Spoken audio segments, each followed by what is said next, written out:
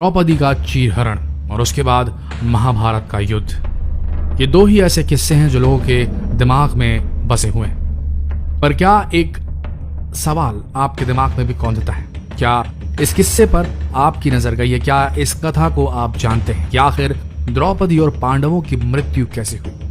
आज का ये वीडियो आपको उनकी मोक्ष की यात्रा के बारे में सुनाएगा, तो बने रहिए इस वीडियो के अंत तक। महाभारत में 18 पर्व हैं और उनमें से एक पर्व है महाप्रस्थानिक पर्व, जिसमें पांडवों की मोक्ष की यात्रा का उल्लेख है। इस पर्व के अनुसार पांडव मोक्ष के लिए हिमालय की गोद में चले गए थे और जब वे वहां पहुंचे तब उन्हें मेरु पर्वत के पास स्वर्ग का रास्ता दिखाई दिया। लेकिन दुर्भाग्यपूर्ण इस यात्रा में सबसे पहले द्रौपदी की मृत्यु हुई और धीरे धीरे सभी पांडव मृत्यु की आगोश में चले गए। लेकिन इन पांडवों में सिर्फ युधिष्ठिर ही एक ऐसे पांडव थे जिन्होंने अपने शरीर के साथ स्वर्ग में प्रवेश किया था। ऐसा क्या हुआ था कि सिर्फ युधिष्ठिर ही अपने शरीर के साथ स्वर्ग तक पहुंच पाए थे और बाकी लोगों की मृत्यु हो गई थी? आइए जानते हैं। जब यदुवंशियों का राजपाट समाप्त हो चुका था तब महर्षि वेदव्यास की आज्ञा से पांडवों ने सब कुछ छोड़कर मोक्ष प्राप्ति के लिए परलोक जाने का निश्चय किया और द्रौपदी सहित सभी पांडव स्वर्ग की यात्रा पर निकल गए। जब वे स्वर्ग के मार्ग पर चल रहे थे तब उनके साथ एक कुत्ता भी चलने लगा। उनके रास्ते में कई नदियां और समुद्र पड़े और धीरे धीरे वे लाल सागर तक पहुंच गए। स्वर्ग के रास्ते में जाते वक्त वहां अग्निदेव उपस्थित हुए और उन्होंने अर्जुन की गांडीव, धनुष और अक्षय तरकश का त्याग करने के लिए उनसे कहा, लेकिन अर्जुन ने ऐसा करने से मना कर दिया। यात्रा काफी लंबी थी और वे धीरे धीरे हिमालय पर्वत तक पहुंच गए। जब उन्होंने हिमालय पर्वत को पार किया तब उन्हें रेतीला समुद्र दिखाई दिया। इसके बाद उन्होंने मेरु पर्वत के दर्शन किए, लेकिन अचानक तभी द्रौपदी लड़खड़ाकर गिर पड़ी। द्रौपदी को नीचे गिरा देखकर भीम ने युधिष्ठिर से पूछा कि आखिर क्या कारण है जो द्रौपदी लड़खड़ाकर नीचे गिर गई, जबकि उन्होंने तो कोई पाप भी नहीं किया था।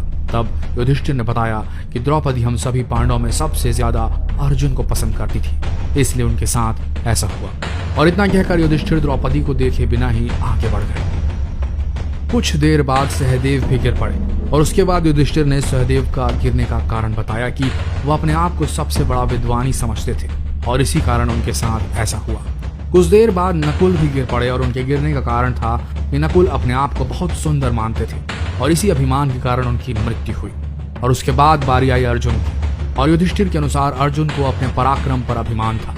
अर्जुन ने कहा था कि एक ही दिन में शत्रुओं का नाश कर देंगे, लेकिन वो ऐसा कर नहीं पाए और इसलिए अपने अभिमान के कारण ही अर्जुन की भी मृत्यु हो गई। थोड़ा देर चलने के बाद भीम भी गिर पड़े। तब युधिष्ठिर ने भीम को इसका कारण बताया कि वो बहुत खाते थे और अपने बल का झूठा प्रदर्शन करते थे, इसलिए उनकी हालत हुई। और इतना कहकर युधिष्ठिर आगे चल दिए। अब सिर्फ युधिष्ठिर और वो कुत्ता ही बचे थे और ये दोनों आगे चलते रहे। थोड़ी दूर चलने के बाद इंद्रदेव स्वयं अपने रथ पर सवार होकर युधिष्ठिर को लेने के लिए पहुंच गए। युधिष्ठिर ने इंद्र से कहा कि मेरे प्रियजन रास्ते में गिरे पड़े, कृपया उनकी भी कोई व्यवस्था कीजिए। तब इंद्र ने कहा कि वो लोग पहले ही स्वर्ग पहुंच चुके हैं और वे सभी शरीर त्याग कर स्वर्ग पहुंचे हैं, लेकिन आप अपने शरीर के साथ स्वर्ग में जाएंगे।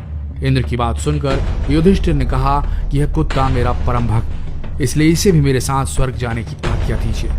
लेकिन इंद्र ने ऐसा करने से मना कर दिया।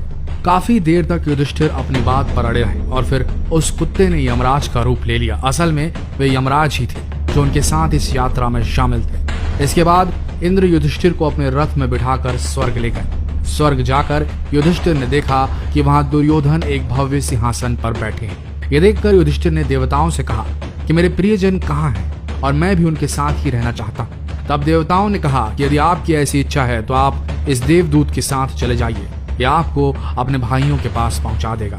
और फिर युधिष्ठिर उस देवदूत के साथ चले गए। देवदूत युधिष्ठिर को ऐसे रास्ते पर ले गया जो बहुत ही खराब था और उस रास्ते में बहुत अंधेरा था।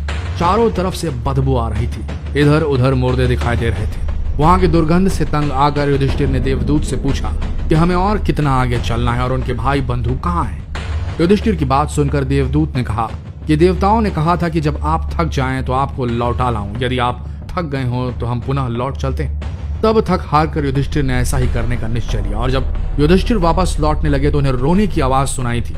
वो सब युधिष्ठिर से कुछ देर वहीं रुकने के लिए कह रहे थे। युधिष्ठिर ने उनसे उनका परिचय पूछा तो उन्होंने बताया कि वो कर्ण, भीम, अर्जुन, नकुल, सहदेव और द्रौपदी हैं। तब युधिष्ठिर ने देवदूत से कहा कि तुम देवताओं के पास लौट जाओ मेरे यहाँ रहने से यदि मेरे भाइयों को सुख मिलता है तो मैं इस दुर्गम स्थान पर ही रहूंगा। फिर देवदूत ने यह बात जाकर फौरन देवराज इंद्र को बता दी। यह बात सुनकर सभी देवता वहां आ गए।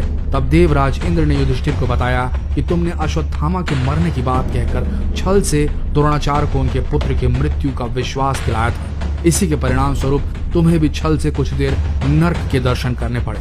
अब तुम मेरे साथ स्वर्ग चलो, वहां तुम्हारे भाई पहले से ही पहुंच गए हैं। इस प्रकार युधिष्ठिर अपने भाइयों और द्रौपदी को स्वर्ग में देखकर बहुत प्रसन्न हुए।